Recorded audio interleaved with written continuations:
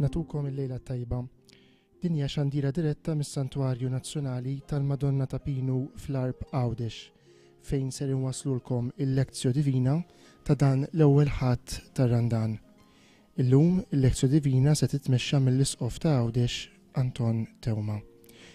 Neġukom biex tinaqdu magħna anki billi nieħdu sem ħaj permezz tal-kant minn djarna, tistgħu issegwu fuq l-screens u tkantaw flimkien mal-kor. Nagħtu bidu bl-ewwel innu illi se taraw fuq l-screens l-Ispirtu tal-Mulej qed jistrieħ fuqi.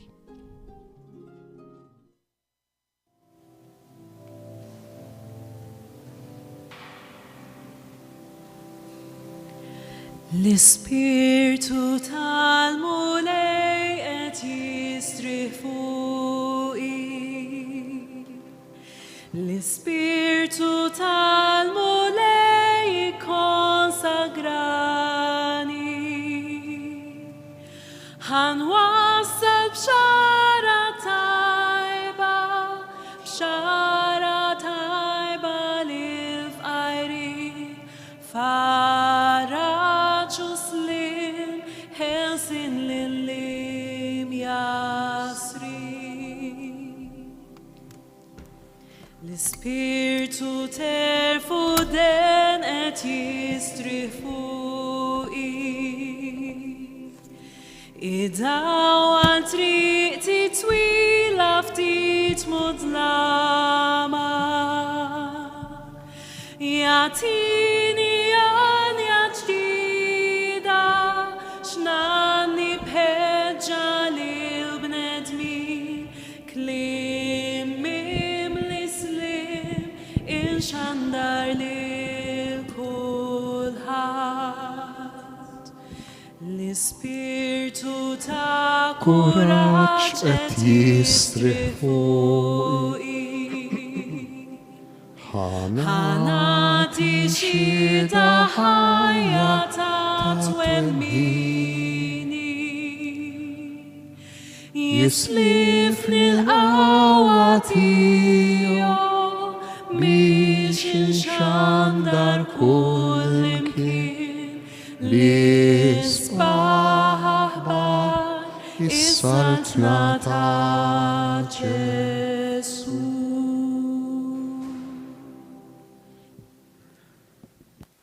Fl-isem tal-Missier u tal-Iben u tal-Ispiritu Santu. Amen. Nitolbu.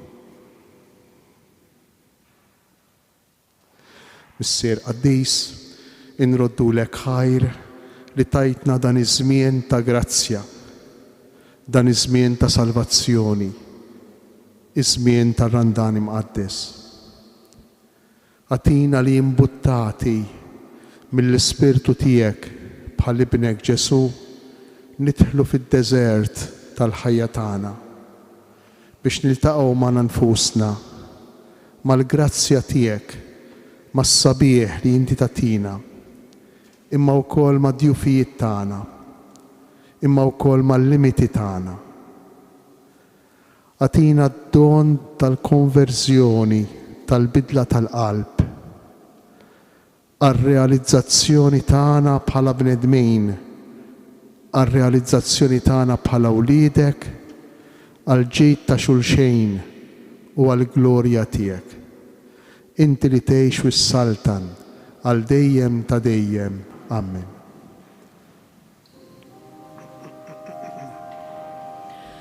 Gloria u tifħir lilek Kristu. Gloria u tifħir lilek Kristu.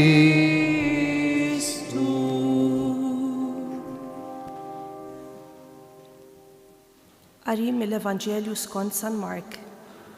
F'dak iż-żmien l-Ispirtu ħareġ lil Ġesu fid-deżert u baqa' fid-deżert 40 jum jiġġarrab mix-xitan.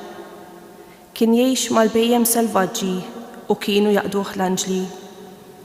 Wara li arrestaw lil Ġwanni, Ġesu mar il-Galilea ixandar l-Evanġelju ta' Alla u jgħid: iż-żmien huwa mitmum u s-saltna ta' Alla waslet. Indmu u emnu fl-Evanġelju. il-kelma tal-mulej. Tifħir lilek Kristu.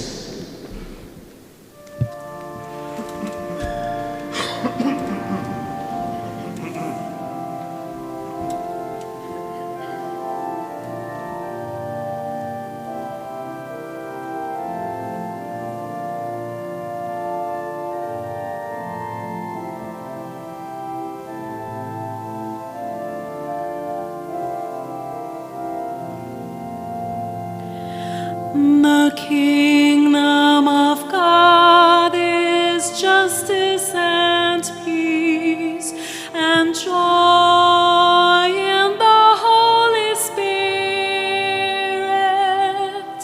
Come, Lord, and open in us the gates of your kingdom. The kingdom of God is justice and peace and joy in the Holy Spirit. Come, Lord, and open in us the gates of your kingdom.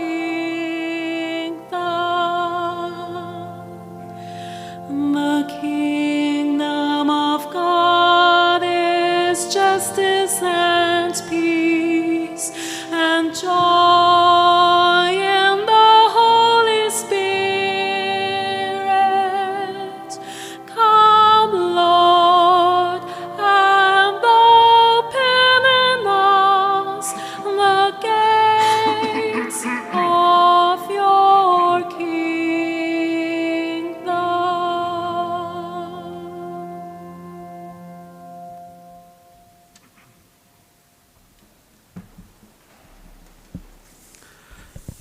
Kif tafu intom, illum huwa l-ewwel ħadd tar-Randan, l-ewwel ħadd ta' dan iż-żmien li bdejna nhar l-erba' li għaddiet. Se nipprova naqsam magħkom fil-qosor kif beda r-Randan biex nifhmu sewwa x'inhu l-iskop ta' dan iż-żmien, għalfejn aħna msejħejn biex nidħlu f'dan iż-żmien nidħlu fid-deżert ma' Ġesu u nimxu warajh sal-misteru tas-salib, tal-mewt u tal-qawmien tiegħu. Fil-bidunet tal-Knisja, dawk li kienu iridu jitamdu kien ikollhom żmien ta' tħejjija illi mhux kullimkien kienet l-istess. Kien hemm fejn kienet xi ftit ġimgħat, kien hemm fejn kienet ftit snin, kien hemm fejn kienet ftit xhur, mhux kullimkien kien l-istess. Però l-istess kien illi l-magħmudija tal-adulti, sintendi kienu jkunu nies adulti, il-magħmudija kienet issir f'ġurnata waħda. Kienet issir fil-lejl għad-dejs tal-għid. U allura l-għid, din il-festa kbira, dan il-moment li fih kienet tiġi ċċelebrata l-unika darba fis-sena l-Ewkaristija, anki l-Ewkaristija, l-unika darba li kienet tiġi ċċelebrata kien fil-jum, fil-lejl għad-dejs tal-għid. Dan il-jum kbejrek każejs kien jiġi mħejju u ppreparat biż-żmien ta' tagħlim, ta' katekesi, ta' esperjenzi, ta' formazzjoni lil dawn in-nies li kienu jridu jitgħamdu. U propju marbuta mal-formazzjoni ta' dawk li kienu jħejju lilhom infushom mal-magħmudija beda żmien tar-Randan. Iż-żmien tar-Randan ma kienx għajr dan iż-żmien ta' preparazzjoni prossima, immedjata, preparazzjoni fil-qrib għas-sagrament hekk importanti għalina tal-magħmudija. Għaliex hu importanti s-sagrament tal-magħmudija? Għaliex is-sagrament tal-magħmudija lilna jagħmilna parteċipi, jagħtina sem, ipoġġina fl-istess sitwazzjoni ta' Ġesu illi jimxi lejn il-Kalvarju, li jmut fuq is-salib u li jqum mill-imwiet. Tgħidu li kif? Tiftakru d-diskors kollu li nagħmlu mal-Magħmudija li aħna mmutu ma' Kristu nqumu miegħu fil-Magħmudija, immutu għad-nubiet tagħna, nmutu għall-bniedem il-qadim u nitwieldu fil-bniedem il-ġdejd. Tiftakru wkoll id-diskors li kien isir fil-Magħmudija fil-bidunet tal-Knisja, dan is-sagrament li kien isir mhux bħallum billi jintefa l-ilma fuq ir-ras tat-tarbija, imma saħansitra billi l-persuna sħiħa todos tinżel fil-fonti tal-Magħmudija bħalli kieku niżlet fil-qabar ma' Kristu, mietet ma' Kristu, ħalliet fl-ilma il-ħmieġ ta' dnub u ħarġet ġdida minn dan il-qabar, minn dan il-fonti tal-Magħmudija, ħarġet il-barra ġdida bħala persuna ħajja. U r-Randan kien kollu kemm hu tħejjija biex aħna, biex l-insara, mo speċjali dawk li kienu se jitgħamdu, jittwaħdu ma' Kristu, jisiru jixbħu tassew lil Ġesu Kristu, jisiru ħaġa waħda ma' Kristu. Fil-mod kif jaħsbuha, fil-mod kif jiddeċiedu, fil-mod kif jaġixxu, fil-mod kif iħossu. Imbagħad ma' żmien, dan iż-żmien ġie stabilit, dan iż-żmien ta' tħejjija għall-Magħmudija 40 ġurnata, 40 jum. U ma baqax iservi biss għal dawk li kienu jridu jitgħamdu għall-ewwel darba, imma beda jservi għal dawk li diġà mamdejn, allura anki għalina, għal kull wieħed u kull waħda minna, biex nerġgħu nġeddu dik il-ħeġġa, dik ix-xewqa li kellna. Aħna ma stajniex ngħixu għax konna babies, konna żgħar.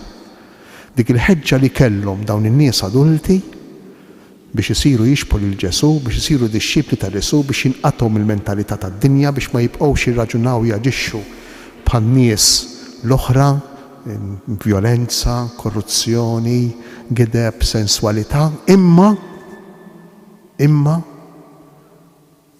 jgħixu l-ħajja tagħhom b'xebħ mal-liben tal-missier ma' Ġesu, biex huma wkoll isiru lied awtentiċi u lied veri ta' Alla. U allura dan hu s-sinifikat din it-tifsira ta' żmien tar-Randan. Li aħna matul dan iż-żmien minn nhar l-erba' sa jekk Alla jrid il-ġimgħa l-kbira imbagħad sibt lejt u lejt il-kbir nerġgħu nġeddu x-xewqa tagħna li ngħixu fl-awtentiċità tagħha, ngħixu bi profondità l-għażla li għamilna mal-Magħmudija. Li nkunu dixxipli veri ta' Ġesu. Kemm jagħmel differenza hu meta tara r-Randan b'dan il-mod. U mhux sempliċement bħala żmien li fih nagħmlu xi ħaġa ekstra. Allura jisu nsumu xi darba jew nagħmlu xi penitenza, forsi nitolbu ftit iktar jew nagħmlu ftit karità. Ir-Randan hu wisq iktar minn hekk. U biex nagħmlu dan il-Knisja tippreżentalna lezzjonijiet qari kelma Alla tassew sabiħa. Il-kelma Alla li tippreżentalna dejjem fl-ewwel ħadd tar-Randan hija marbuta mat-tentazzjonijiet li jġarrab Ġesu fid-deżert. Is-sena qegħdin fis-sena B, is-sena liturġika B, tippreżentalna t-tentazzjonijiet fil-qosor ħafna skont il-Vanġelu ta' San Mark. Nidħlu ftit fil-Vanġelu, Vanġelu qasir, biex nippruvaw inkomplu nifhmu kif aħna msejħin biex inġeddu l-għażla tagħna tal-Magħmudija, kif aħna msejħin biex ngħixu fil-profondità tagħha is-sejħa tagħna li nkunu dixxipli ta' Ġesu. Hekk meta tifhimha hija xi ħaġa tassew sabiħa. Hekk aħna fl-aħħar mill-aħħar magħżulin biex ngħixu bħal-liben ta' Alla, bħal Ġesu. M'hemmx mod isbaħ, m'hemmx mod iktar uman, ma nistgħux inkunu iktar bnedmin minn meta aħna ngħixu bħal Ġesu. Mhux spiritwali jew devoti jew tal-Knisja jew le, iktar bnedmin. Iktar bnedmin minn meta ngħixu bħal Ġesu. Il-Vanġelu tal-lum jibda b'dan il-mod. Din fil-Vanġelu ta' San Mark, l-ewwel kapitlu, vers 12. F'dak iż-żmien l-Ispirtu ħareġ lil Ġesu fid-deżert. Bħal kull Vanġelu, il-Vanġelu tal-lum jibda b'din l-espressjoni li ma tinsabx fit-test oriġinali, l-espressjoni f'dak iż-żmien. Li minu dak iż-żmien? Għax dejjem jekk jibda l-Vanġelu tiftakru? Kieku jkollna ngħidu kif se jibda l-Vanġelu tal-lum, dejjem naqtaw, għax dejjem jibda f'dak iż-żmien. Imma għaliex il-Knisja qasdet proprju li tagħmel dawn iż-żewġ kelmiet f'dak iż-żmien, in those days, in quel tempo, f'dak iż-żmien, dejjem. Li min hu dak iż-żmien? Il-ġurnata tal-lum. Il-Knisja tibda b'din l-espressjoni biex tgħidilna dak li ġara qiegħed jiġri u se jiġri. U se nħaw kif dak li ġara qiegħed jiġri u se jiġri. Il-Vanġelu hu kelma attwali, dejjem life, dejjem jiġri fil-preżent, mhux rakkont tal-passat, imma deskrizzjoni tal-preżent. F'dak iż-żmien l-Ispirtu ħareġ lil Ġesu fid-deżert. L-Ispirtu. L-attur prinċipali tal-ħajja ta' Ġesu huwa l-Ispirtu Santu. L-Ispirtu Santu li jista' jkun ukoll l-attur tal-ħajja tagħna. Jekk inħalluh għax qiegħed magħna, qiegħed fina, irċevejnieh fil-magħmudija. Ippruvaw ftakru ftit x'għadna kif għedna. Illi proprju żmien tar-randan lilna jħeġġiġna biex nerġgħu ngħixu, nerġgħu niskopru, nerġgħu nitħeġġu fl-għażliet tal-magħmudija tagħna. Dan ifisser ngħixu skont l-Ispirtu li rċevejna, skont l-Ispirtu Santu, mhux skont l-Ispirtu tagħna jew l-Ispirtu ta' xi ħadd ieħor kif se naraw iktar il-qudiem fil-lezzja tal-lejla. U għall-Ispirtu li ħareġ lil Ġesu fid-deżert. Il-kelma ħareġ hija traduzzjoni ta' kelma qawwija ħafna bil-Grieg. Il-kelma Griega hija ekballejn li tfisser irmieħ, rema. L-Ispirtu tefa rema lil Ġesu fid-deżert. Imbuttaħ fid-deżert. Id-deżert x'inhu? Id-deżert hu l-post il-bogħod mill-abitat. Id-deżert hu l-post il-bogħod mit-taħbit tal-ħajja ta' kuljum. Id-deżert hu l-post tas-solitudni. Kieku jkollna nerġgħu naqraw dan il-vers, aħna nindunaw li verament dan il-vers qiegħed iseħħ f'dak iż-żmien illum. L-Ispirtu ibbotta, rema, tefa lilek fid-deżert. Meta jitfana fid-deżert l-Ispirtu? Kemm il-darba tiġri fil-ħajja tagħna? Kull meta aħna ngħixu żmien ta' inkwiet jew ta' problemi. Kull meta ngħixu id-diffikultajiet fil-ħajja illi dak li aħna s-soltu nagħmlu it-taħbejt ta' kuljum jiġi sekundarju, ma jibqax daqshekk importanti. Kull meta aħna niltaqgħu tassew mar-realtà tagħna. Huwa l-Ispirtu li jitfana fid-deżert. Ħafna drabi aħna nkunu rridu noħorġu malajr minn dan id-deżert. Għaliex?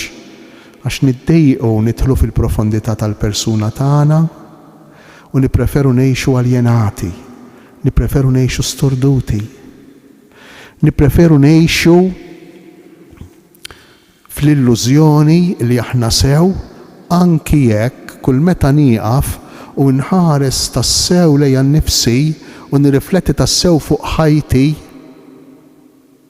u nirrifletti tassew fuq dak li nħoss, fuq dak li nixtieq, fuq il-biżat tiegħi, fuq id-dwejjaq tiegħi, imma wkoll fuq il-preġġi tiegħi, fuq l-strengths tiegħi. Kull meta nagħmel hekk jiġrili li bilġri nipprova nerġa' noħroġ mid-deżert.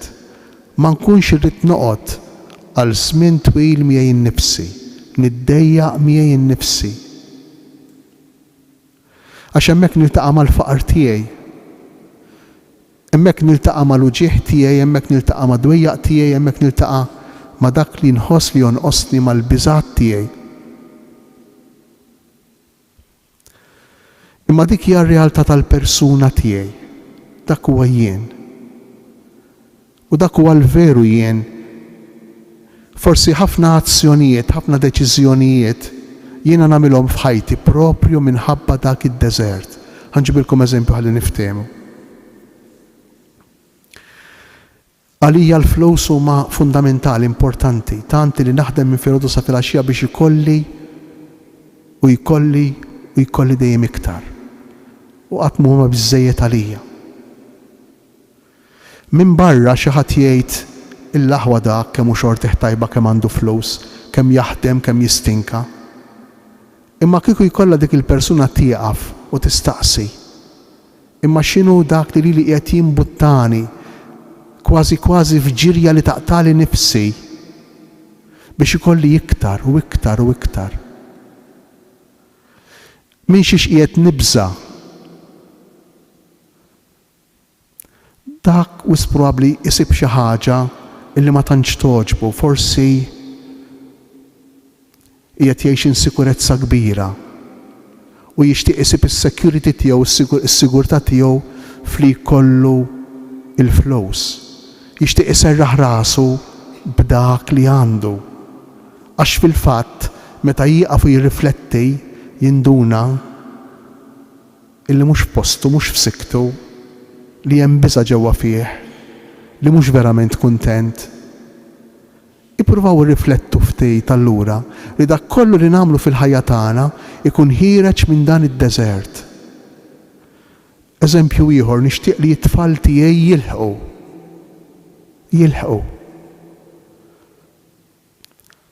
U mhux sempliċement nixtieq imma nagħmel kull ma nista' nibbotta u nippuxja u nara kif nagħmel, nitkellem ma' dak jew ma' dik ħalli t-tfal tiegħi jaslu. Kieku jkolli nieqaf u nirrifletti ftit, ninduna li hemm xi ħaġa ġewwa fija li qed tibbotta dan kollu. Jista' jkun forsi frustrazzjoni għax jien xtaqt insir xi ħaġa u ma sirtx. Jista' jkun forsi għaliex jiena nħoss li m'iniex bħal ħaddieħor u allura nixtieq li jekk m'iniex jien bħal ħaddieħor, it-tfal tiegħi mhux biss ikunu bħal ħaddieħor imma aħjar minn ħaddieħor. Fil-fond tal-fond ta' qalbi ġewwa d-deżert tiegħi hemm xi ħaġa li qiegħda tibbotta dak kollu li jien qiegħed nagħmel, li aħna nagħmlu fl-24 siegħa tal-ġurnata. U l-Vanġelu tal-lum qiegħed jistedinna biex nidħlu f'dan id-deżert. Għaliex? Għax meta aħna nippruvaw ngħixu aljenati u id-dnub mhux xajr aljenazzjoni, id-dnub huwa aljenazzjoni. Inkunu qegħdin nitbedu mir-realtà tagħna u flok li nkunu qegħdin insolvu il-problemi tagħna, d-diffikultajiet tagħna, inkunu qegħdin naħarbu minnhom mingħajr ma nindunaw. Dik li ngħidula l-aljenazzjoni. Id-deżert tagħna, d-deżert minnu nnifsu juri nixfa, id-deżert minnu nnifsu juri post li ma tistax tgħix fih, ma tistax toqgħod fih, aħna nippruvaw insolvuh b'modi li fil-fatt ma jimlewlniex qalbna, li fil-fatt qatt ma jħalluna kwieti. Wieħed minn dawn il-modi hu id-dnub. Id-dnub huwa aljenazzjoni kbira. U Ġesu jridna nidħlu fid-deżert u jridna nużaw ċertu strumenti u ċertu mezzi biex iwa nippruvaw naffrontaw il-vojt tad-deżert għax għandna dritt nimlewh dak il-vojt imma nimlewh b'dak li verament jimla il-vojt, jimla d-deżert. Mhux b'dak li minn għalina jimlieħ u jħallina aktar vojta.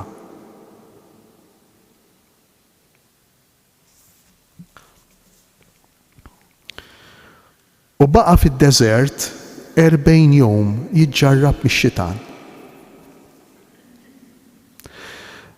L-ewwel qabel kollox, fid-deżert Ġesu jiltaqa' ma' 3 elementi, jiltaqa' max-xitan, mal-annimali selvaġġi u mal-anġli. U ma' 3 elementi li aħna niltaqgħu magħhom meta nidħlu fid-deżert tagħna. Meta aħna nieqfu ftejt, forsi anke bħalissa, waqfa fis-skiet nirriflettu wara ġurnata għaddejjin traxnati, imħabtejn bil-ħsibijiet tagħna, bil-problemi tagħna.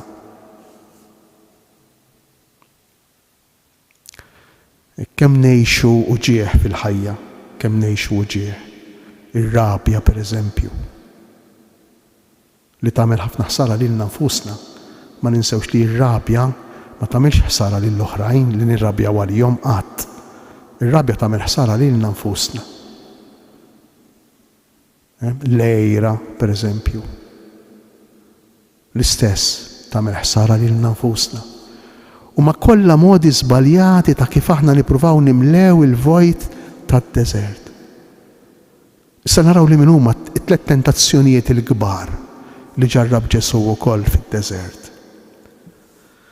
L-40 jum, in-numru 40 fl-Iskrittura fl-Antik Testament, kif tafu intom, ifakkarna f'diversi ġrajiet.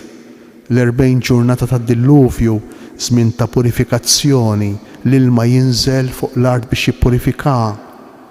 L-40 sena tal-poplu ta' Iżrael fid-deżert. L-40 jum li Mose għamel sakemm irċieva l-kmandamenti fuq is-Sinaj.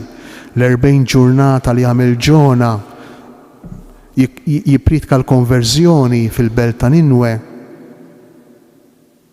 L-40 ġurnata li għamel Ġesu fid-deżert. Il-numru 40 ifisser żmien, epoka, ġenerazzjoni, bidu u tmiem ta' ħajja. Irid jgħidilna dan il-Vanġelu li ma kinux sempliċement 40 ġurnata, imma hija l-esperjenza tal-ħajja tagħna kollha minn meta nitwildu sakemm immutu. Fil-fatt, Ġesu ġarrab tentazzjonijiet anke fuq is-salib, inżel minn hemm jekk inti li bent ta' Alla. Fl-aħħar momenti ta' ħajtu. Mela d-deżert, li nidħlu fid-deżert u niġu tentati biex ngħixu aljenati, biex naħarbu mill-verità tagħna ta' wliet Alla, għax din hija l-verità li għalija rid iwassalna r-randan, din hija l-verità li aħna niċċelebraw fil-Magħmudija, il-Magħmudija tagħmilna wliet Alla. Dan hu li niċċelebraw fl-Għid il-Kbir, niċċelebraw il-fatt li aħna wliet Alla, wliet tal-Missier. Id-dnub jaljenana minn dan kollu. U flok wliet Alla, id-dnub jikkonvinċina b'mod żbaljat li aħna Allat, li aħna nistgħu niddeċiedu, niddeterminaw, nagħmlu dak li rridu fil-ħajja tagħna. Kieku jkollna morru fuq il-Vanġelu ta' San Mattew nsibu 3 tentazzjonijiet li San Mark ma jsemmihomx, imma San Mattew jgħidilna li ma kienu dawn it-tentazzjonijiet. Niftakruhom mhux hekk l-ewwel waħda, tiftakru li ma kienet meta Ġesu wara 40 jum sajjem ix-xitan idur fuq u jgħidlu għamel li dan il-ġebel isir ħobs. U Ġesu jdur fuq ix-xitan u jirrispondih biex b'dak li tgħid l-Iskrittura bil-kelma tal-Alla interessanti. Jirrispondih b'dak li tgħid l-Iskrittura u jgħidlu il-bniedem mhux bil-ħobs biss jgħix, imma b'kull kelma li toħroġ minn fom Alla. Li min l-ewwel tentazzjoni li jien u jien taħna wkoll inġarbu is-sodisfazzjon tal-ġisem tagħna. F'kull aspett tiegħu. Kemm il-darba aħna nippruvaw nissodisfaw ġisimna fl-ikel, fis-senswalità, fis-sesswalità, fix-xorb, fid-diskors, fil-mistrieħ tagħna. Kull darba li aħna nippruvaw nissodisfaw għal kollox ġisimna tgħidu li sewwa mela nibqa' bil-ġuħ. Le, Mela nibqa' bilanċ? Le. Mela ma nidħolx f'intimità sesswali mal-mara jew mar-raġel tiegħi? Le, mhux hekk qed jgħid Ġesu. Imma Ġesu qiegħed jgħidilna li meta dawn isiru l-allat tagħna, meta aħna l-ħajja tagħna tkun kollha kemm hi orjentata prinċipalment għal dan, pereżempju l-flus, pereżempju d-divertiment, id-droga, x-xorb, għas-sodisfazzjon tal-ġisem, jien inkun qiegħed naljena lili nnifsi, xiġifieri, inkun qiegħed ngħix inqas ta' bniedem. U mhux jien biss, imma anki lil dawk ta' madwari nikkalkulawhom inqas bnedmin. Araw x'tagħmel persuna pereżempju li trid bil-fors tkun hi sewwa, tkun hi kuntenta fid-dar, fil-familja. Kemm ibagħtu nies magħha. Jekk wieħed jaħseb biss biex hu ikun sew fiżikament. L-ewwel jien imbagħad jien. U ma jagħtix każ ta' dawk ta' madwar. Sintendi dan kollu x'jagħmel joħloq konflitti.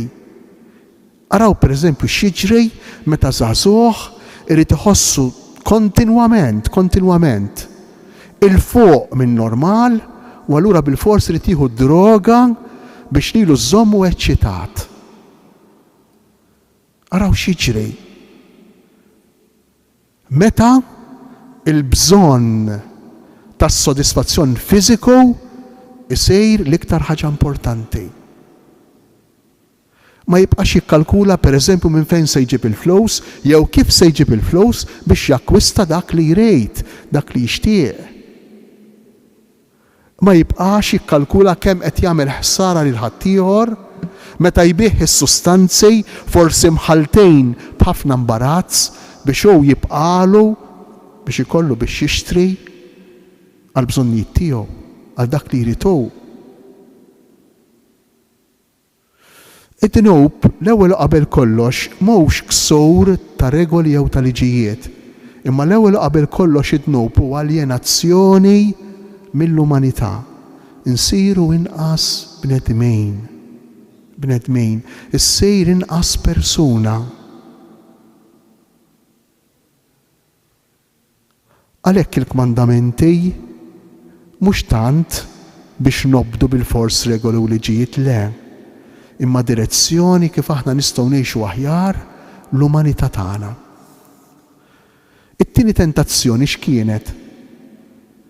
Ix-xitan itella lil Ġesu fil-għoli fuq għolja, jgħidilna l-Vanġelu ta' San Mattew, jurih is-saltniet tiegħu kollha u jgħidlu dawn kollha nagħtihomlok jekk inti tinżel ta' duran. Interessanti.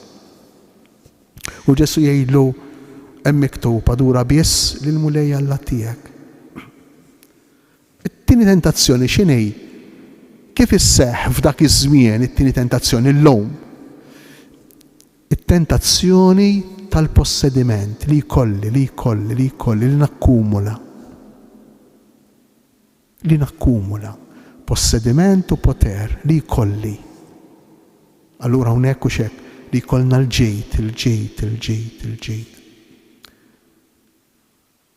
Kemm jitaf ġunies meta persuna jew persuni ma jibqgħux jikkalkulaw, iqisu l-appropriazzjoni li jkollhom il-ġejt, il-ħakma tal-ġejt bħala l-iktar ħaġa importanti. U aħna forsi nikkonsidraw u nqisuhom bħala sinjuri dawn il-persuni.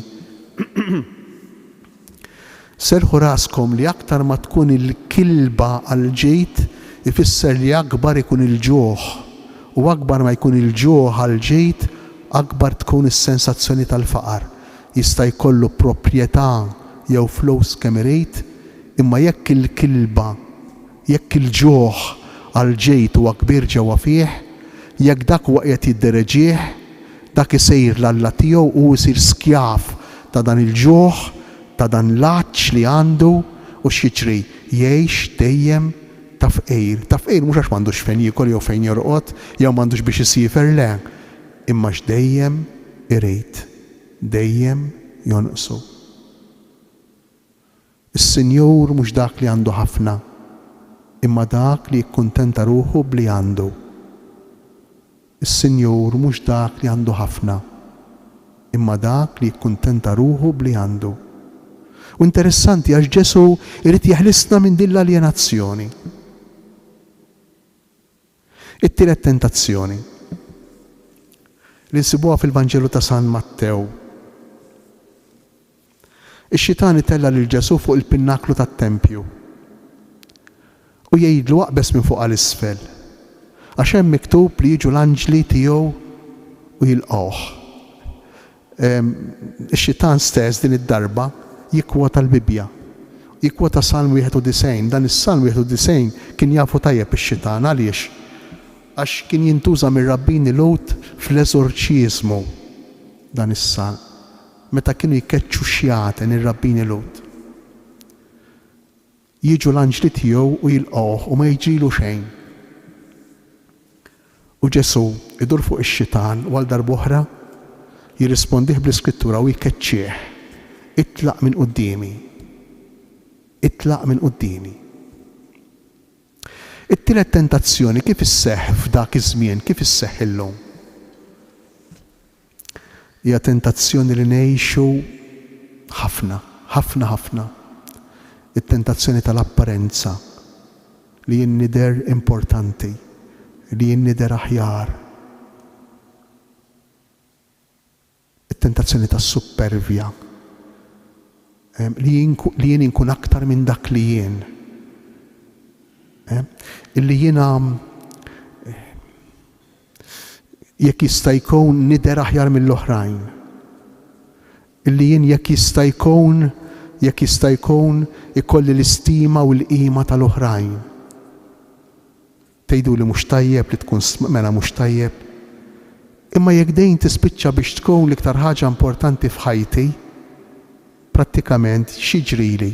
Jiġrili li jiena ngħix sempliċiment attent għal dak li jgħid ħaddieħor fuqi.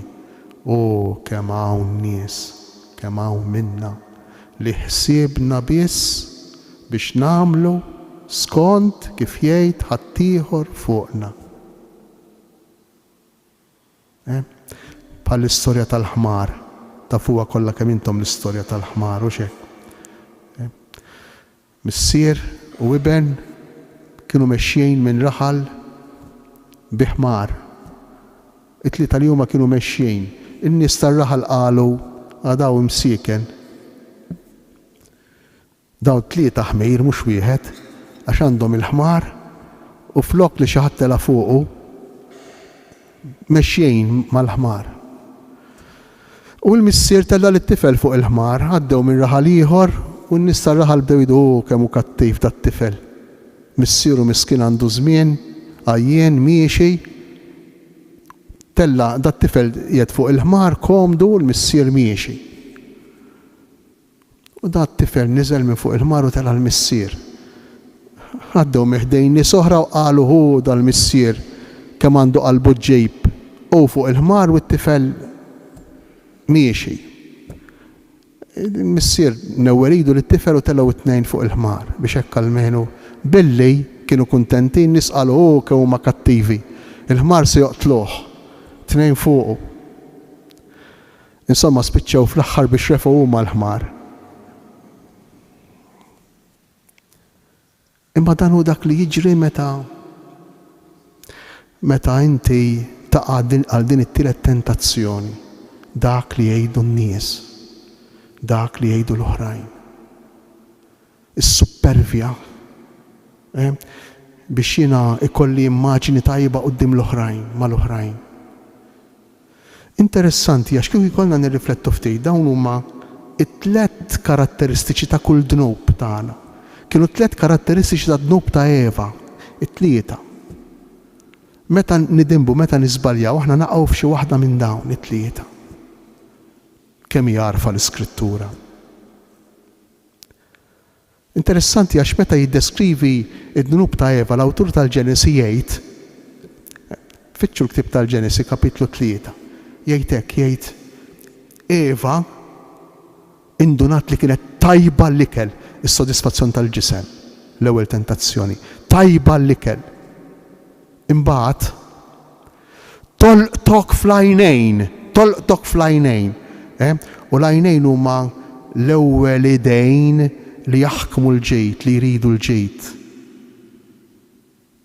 L-għajnejn huma l-ewwel ħalq li jipprova jaħtaf, jikdem, jigref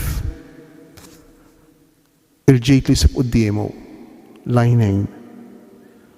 U jkompli ktib tal-Ġenesi għax ħasbet dejn li kienet se tkun bħal-allat, bħal-allek għalilhom ix-xitan, tkun bħal-allat, tkun iktar minn dak li jint, iktar minn dak li jint.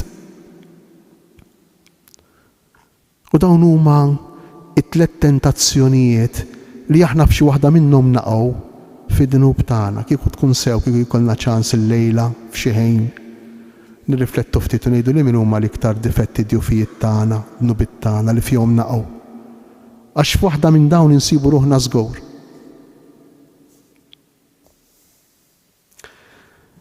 Allura imġarbejn mix-xitan.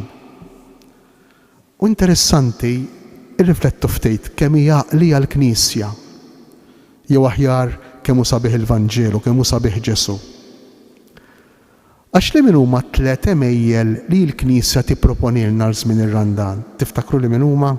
Tiftakru l-Vanġelu li qrajna nhar l-erba' li għaddiet fuq x'kien? L-ewwel kien li idek il-leminija m'għandix tkun taf x'inhi tagħmel ix-xellugija fejn tidħol il-karità, tiftakru? Imbagħad kien meta titolbu idħlu fil-kamra tagħkom ta' ġewwa u jitolbu lil missier tagħkom hemmhekk fil-kamra tagħkom ta' ġewwa. U t-tielet proposta mela l-karità, it-talb, is-sawm meta ssumu idilku wiċċkom. Ippruvaw innutaw naqra li dawn it-tlieta jmorru direttament kontra tliet tentazzjonijiet. It-tentazzjoni tas-sodisfazzjon tal-ġisem. Is-sawm.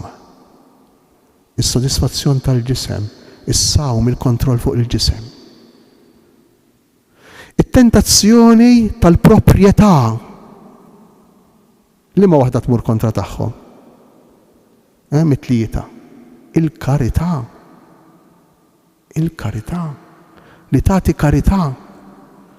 U t-tentazzjoni tas-supervja. Jiena jidirli li jiena alla tas-sitwazzjoni. Li ma proposta tmur kontra tagħhom, kontra din it-tentazzjoni. It-talb. Għax it-talb li jarrafni, jurini li jien niddependi minn Alla. Li huwa Alla tiegħi u jiena ibnu. Ara kemm hu marbut kollox flimkien għall-ġid tiegħi, għall-ġid tiegħek, għall-ġid ta' kull wieħed u kull waħda minna, għall-ġid tal-bniedem. Kien jgħixu ukoll mal-bejjem selvaġġi Ġesu. Kif ukoll mal-anġli. Il-bejjem selvaġġi huma il-perikli li jiġu minn barra. Filwaqt li x-xitan jittenta minn ġewwa, il-bejjem selvaġġi ma qalx il-bejjem biss. Huma dawk li jiġu il-perikli li jiġu minn barra. Hekk l-ewwel nett San Mark jimmaġina lil Ġesu bħal Adam il-ġdejt li qiegħed ukoll fil-ġenna tal-art imdawwar bl-annimali, imdawwar bis-siġar, imma din id-darba Adam li jirbaħ it-tentazzjonijiet. Adam illi isir iktar bniedem, Ġesu, mhux jitlef l-umanità tiegħu bħalma ġralu l-ewwel Adam. Il-perikli li ngħixu madwarna. Hekk ir-risposta ta' Ġesu għall perikli tan-nies ta' madwarna tkun il-ħniena, il-maħfra, il-modrija, b'differenza mis-soluzzjonijiet li kellhom in-nies ta' żmienu, it-tpattija, il-kastigi li titbiet mill-persuna. Ġesu le, Ġesu jsejb strumenti oħra, soluzzjonijiet oħra, mezzi oħra. Imma għaliex għax imqanqal ibbuttat mill-Ispirtu kif ukoll moqdi mill-anġli. Aħna wkoll niltaqgħu ma' bejjem selvaġġi fil-ħajja tagħna, żgur li bħalissa kull wieħed u kull waħda minna nkunu għaddejjin minn sitwazzjonijiet fejn inħossu lill-oħrajn bħala periklu għalina. Jekk mhux periklu għall-ġisem, pereżempju periklu għal paċi tal-qalb, periklu għal moħħ u għal qalb. Imma Ġesu kif iqishom lill-oħrajn daw? Jajjarhom, jgħid kontra tagħhom, ipattilhom, jirrabja, jew jaħfer, jew iħenn, jew iħobb, jew jagħder. Li nidħlu fid-deżert u li ngħixu r-randan bħala tiġdejt tal-mamudija tagħna, tiġdejt tal-identità tagħna nisranija jfisser li aħna nippruvaw nassumu matul dawn l-40 ġurnata dawn l-atteġġamenti ta' Ġesu. Imma hemm bżonn li nħallu lill-anġlu jaqduna biex naslu għal dan. Il-kelma angelos smajnija kemm il-darba tfisser xi ħadd li jkellemna jew jiġi qudiemna f'isem Alla. Nistgħu nkunu tista' tkun ir-raġel tiegħek, il-mara tiegħek, jistgħu jkunu l-ħbib tiegħek, jista' jkun saċerdot, saċerdoti, tista' tkun laqda l-grupp il-komunità fejn tattendi li jimbuttawk, jippuxxjawk, jenuk biex intaġixxi tgħix skont dan l-Ispirtu ta' Ġesu. Nikkonkludu. Wara li arrestaw lil Ġwanni, Ġesu mar il-Galilija ixandar l-Evanġelju ta' Alla u jgħid iż-żmien huwa mitmum u s-saltna tal-Alla waslet, indmu u emnu fl-Evanġelju. Diġà smajna tifsira fit-tielet ħadd ta' matul is-sena fuq din is-silta. Se ngħid xi affarijiet żgħar ħafna bħala konklużjoni. L-ewwel ħaġa, l-ewwel kelma li jgħid Ġesu fil-pubbliku hija iż-żmien huwa mitmum u s-saltna tal-Alla waslet, indmu u emnu fl-Evanġelju. U mhux għal xejn San Mark żgur jażel din il-kelma bħala waħda, bħala l-ewwel waħda u allura li tant importanti. U allura jippretendi San Mark li tkun importanti għalina. Iż-żmien huwa mitmum. Fi kliem ieħor iż-żmien wasal fil-milja tiegħu, iż-żmien sar, bħal meta ngħidu l-frotta saret, sar. X'sar? Għax is-saltna tal-Alla waslet. Fi kliem ieħor, is-saltna tal-Alla hija Ġesu innifsu. U biex inkunu nafu miru dan Ġesu, irridu nqalbu fl-Iskrittura fil-Vanġelu. Ġesu qiegħed f'nofsna, il-mod ġdejt ta' kif ngħixu ġie ppreżentat lilna. Il-mamudija mixajr dan iż-żmien li huwa mitmum u li aħna msejħin biex ngħixu. U dan ir-randan ifakkarna, jerġa' jfakkarna li aħna msejħin biex ngħixu fil-profondità tiegħu. Il-Kristjaneżmu, l-fidi tagħna f'Ġesu. Tant illi San Mark juża kelma tassew interessanti, meta jgħid iż-żmien huwa mitmum, juża l-kelma kairos. Bil-Grieg hemm żewġ kelmiet biex tgħid żmien, hemm il-kelma kronos. Kronos jiġifieri kronoloġija, jiġifieri l-bieraħ, illum, għada, pitada, iż-żmien kif nifhmu aħna. Imma mbagħad hemm kelma oħra biex tgħid żmien bil-Grieg hija l-kelma kairos. Bħalli kieku taħtaf l-okkażjoni, il-mument li mhux se jerġa' jiġi. Tantu hekk li dan kairos, din il-kelma kairos, kienet ukoll l-isem ta' Alla Grieg. U dan Alla Grieg kien Alla qarej, l-istatwa tiegħu kienet ta' xi ħadd qarej mingħajr xar, xejn, ħlief troffa fuq quddiem, troffa xar quddiem. U allura da jekk trid taqbdu minn xaru, kull ma tista' tagħmelu li taħkmu, imma tkun attentismu biex taħkmu minn din it-troffa tax-xar. Tittaħkmu fil-mument b'attenzjoni kbira għax jekk jaħrab lejn dak il-mument, żgiċċa, spiċċa, sparixxa. Tantu hekk li f'Olimpja fejn kienu jagħmlu l-logħob Olimpiku kien hemm altar ta' dan Alla Kairos. U l-atleti qabel ma jagħmlu l-kompetizzjoni l-ġirja tagħhom kienu joffrulu l-inċens lil dan Alla Kairos. Għaliex? Għax issa huwa ċans, issa l-okkażjoni, jekk ma nieħodiex dej, jekk ma naħtafiex, nitlifa, jekk naħtafa dej, se tbiddilha ħajti, jekk nirbaħ jien, se tinbidel ħajti. Ara kemm tagħmel sens issa, iż-żmien huwa mitmum, issa żmien tar-randan huwa mitmum.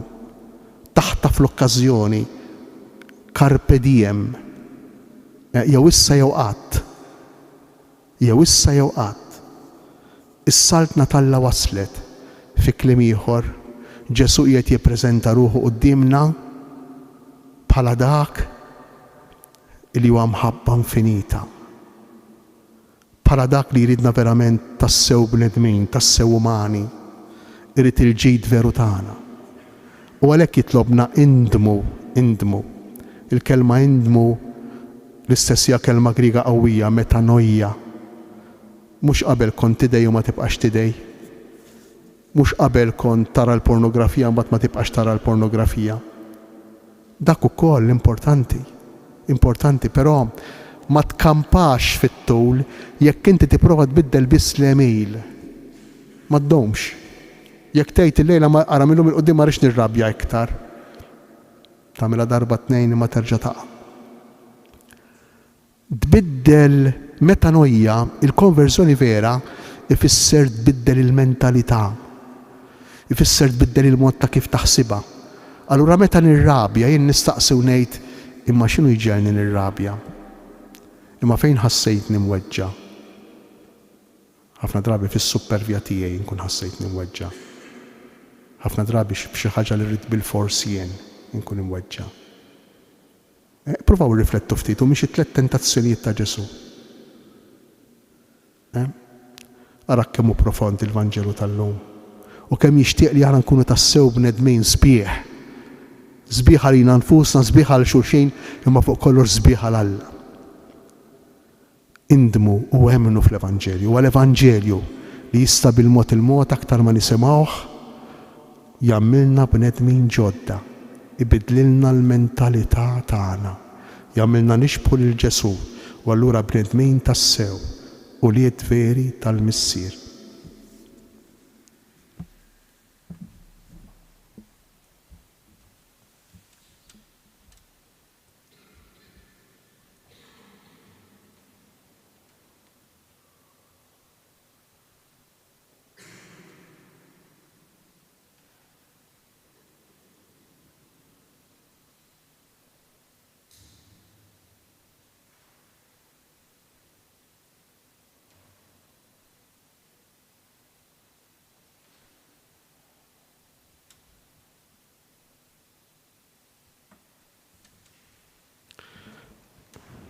Jew nitolbu lill-Missier tagħna tas-sema jieħu ħsiebna u jagħtina li nibqgħu fid-deżert tal-ħajja tagħna.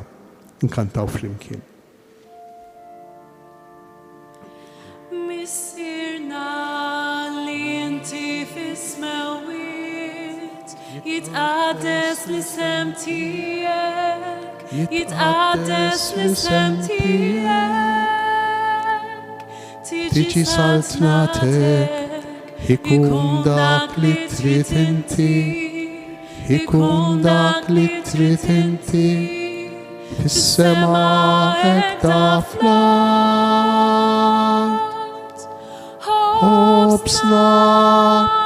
Ħobsna ta' kuljum, għatina l-lum,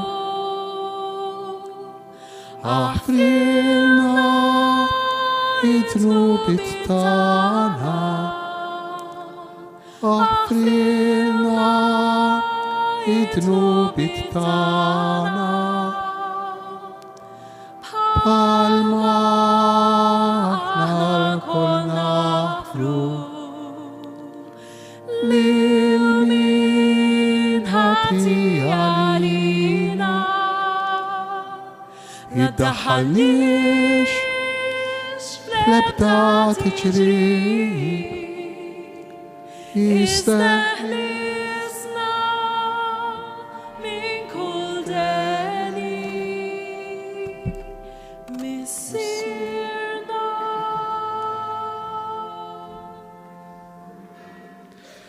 il-mulej ma'kom.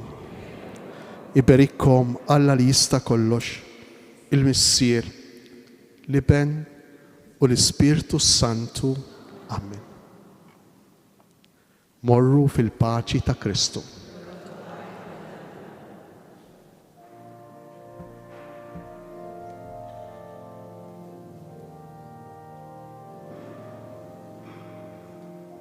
Meta nradbu qlubna u nafdaw falla l-ħanin, aħna nsibu dik il-għajn tal-feħ tas-sew.